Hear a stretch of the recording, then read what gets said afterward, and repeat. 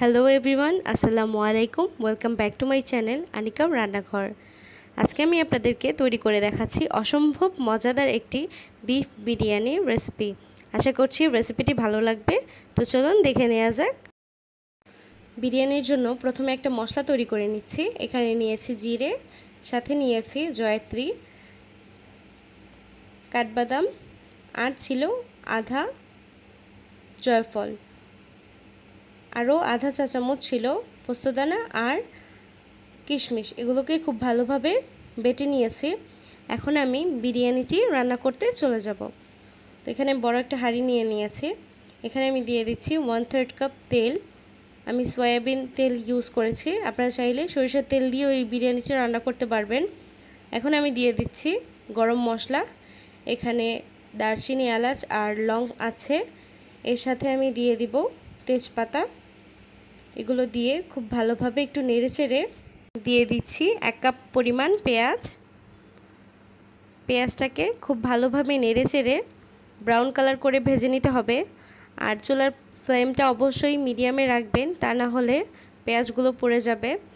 খুব ভালোভাবে নেড়েচেড়ে আমি পেঁয়াজগুলোকে ব্রাউন কালার করে ভেজে নিয়েছি।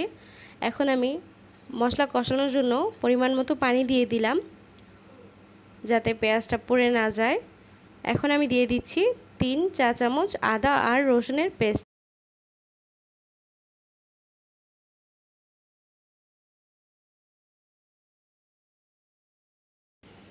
আদা রসুনের পেস্ট দিয়ে খুব ভালোভাবে নেড়েচেড়ে এই পর্যায়ে আমি দিয়ে দিচ্ছি লবণ। এখানে আমি 2 চা চামচের মতো লবণ ইউজ করেছি। আপনারা আপনাদের টেস্ট অনুযায়ী লবণটা ইউজ করবেন। লবণটা দিয়ে খুব ভালোভাবে মশলার সাথে মিক্সড করে এই পর্যায়ে আমি দিয়ে দিব লাল মরিচের গুঁড়ো। লাল মরিচের গুঁড়োটা অপশনাল, আপনারা ঝাল বেশি পছন্দ না করলে এটা স্কিপ করতে পারেন। মশলাটা দিয়ে আবারও ভালো করে নেড়েচেড়ে এই পর্যায়ে আমি দিয়ে দিচ্ছি ধনিয়া গুঁড়ো। এখানে আমি 1 চা চামচ ধনিয়া গুঁড়ো ইউজ করেছি। আমি আরও দিয়ে দিচ্ছি আধা চা চামচ জিরে গুঁড়ো। সবগুলো শুকনো উপকরণ দেওয়া হয়ে গেলে মশলাগুলো ভালো করে মিক্সড করে খুব ভালো করে কষিয়ে নিতে হবে। এই পর্যায়ে আমি দিয়ে দিচ্ছি টক দই। এখানে আমি 2 টেবিল চামচ ফ্যাটানো টক দই দিয়েছি।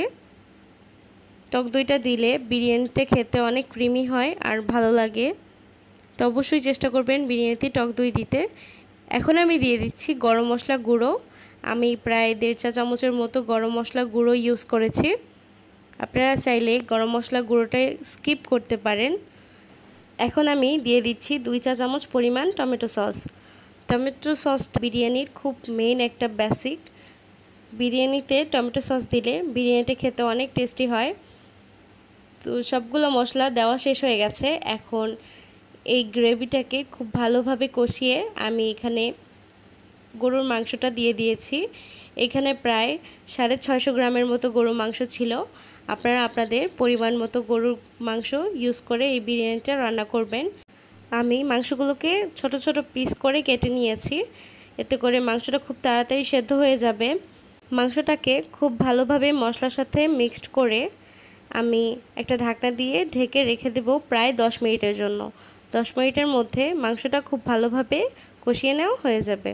10 মিনিট পরে আমি আপনাদের দেখিয়ে দিচ্ছি মাংসটা থেকে অনেক পানি উঠেছে। এটা ফ্রেশ মাংস হলে অবশ্যই ওই মাংস থেকে পানি উঠবে। তো এই পানিটা দিয়ে আমাদের এই মাংসটা কষানো হয়ে যাবে। তো মাংসটাকে খুব ভালোভাবে নেড়েচেড়ে আমি এই পানি দিয়েই কষিয়ে নেব। আমি আর এডিশনাল কোনো পানি অ্যাড করব না। তো এখন পানিটা অনেকটা শুকিয়ে এলে আমি এতে আলু দিয়ে দিচ্ছি। বিরিয়ানিতে আমাদের বাসায় আলু খেতে পছন্দ করে, তাই আমি ইউজ করছি। আপনারা চাইলে স্কিপ করতে পারেন।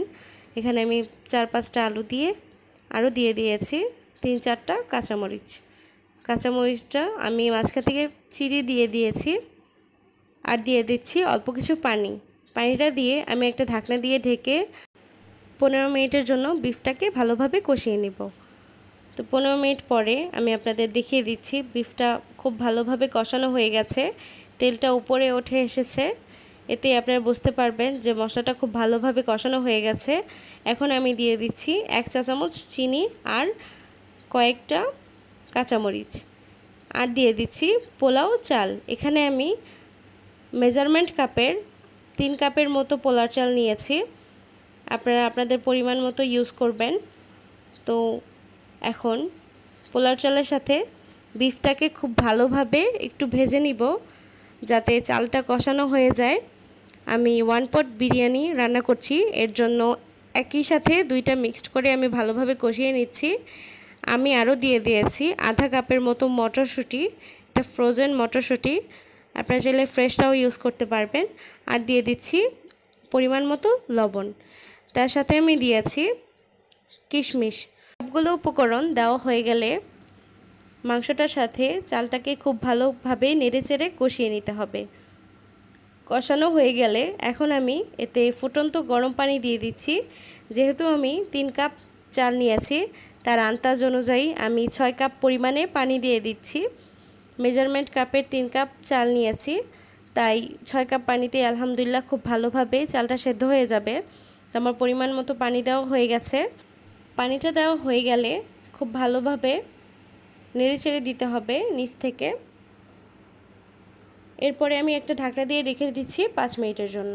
5 মিনিট পরে আমি আপনাদের দেখিয়ে দিচ্ছি চালটার পানি অনেকটাই গায়ে লেগে এসেছে আর পানিটাও প্রায় শুকিয়ে এসেছে। এই পর্যায়ে আমি নিচ থেকে একটু ভালোভাবে উল্টে পাল্টে দিব। এই কাজটা আলতো হাতে করতে হবে, তা না হলে চালগুলো ভেঙে যাবে। এখন আমি দিয়ে দিচ্ছি পরিমাণ মতো লবণ। লবণটা দিয়ে খুব ভালোভাবে মিশিয়ে নিচ্ছি। লবণটা পরে ইউজ করতে যাবেন না, এতে করে খুব ভালোভাবে মিক্সড হবে না। এখন আমি দিয়ে দিচ্ছি 2 টেবিল চামচ পরিমাণ ঘি। ঘিটা দিয়ে আমি একটা ঢাকনা দিয়ে ঢেকে চুলার হিটটা লো করে 15 মিনিটের জন্য দমে রাখবো। ফিরে এলাম 15 মিনিট পরে। এখন আমি আপনাদের দেখিয়ে দিচ্ছি চালটা খুব ভালোভাবে সেদ্ধ হয়ে গেছে আর নিচ থেকে একটুও লেগে যায়নি। আলহামদুলিল্লাহ পোলাওটা অনেক ঝরঝরা হয়েছে। আমার রেসিপি ফলো করলে অবশ্যই আপনারা খুব ভালোভাবে বিরিয়ানি রান্না করতে পারবেন। এই পর্যায়ে আমি দিয়ে দিচ্ছি বেরেস্তা। এখানে আমি পেঁয়াজের বেরেস্তা দিয়ে একটা ঢাকনা দিয়ে আবারও ঢেকে 5 মিনিটের জন্য দমে রেখে দেব। তো এই তো আমার বিরিয়ানিটা তৈরি করা হয়ে গেছে। আমি একটা প্লেটে সার্ভ করে আপনাদের দেখিয়ে দিচ্ছি। বিরিয়ানিটা দেখতে যতটা লোভনীয়, খেতে আলহামদুলিল্লাহ ততটাই মজাদার। আর এই ছিল আজকের আমার রেসিপিটি ভালো লাগলে অবশ্যই আমাকে কমেন্ট করে জানাবেন আর আমার চ্যানেলটিকে সাবস্ক্রাইব করে দেবেন। এখানেই বিদায় নিচ্ছি। আল্লাহ হাফেজ।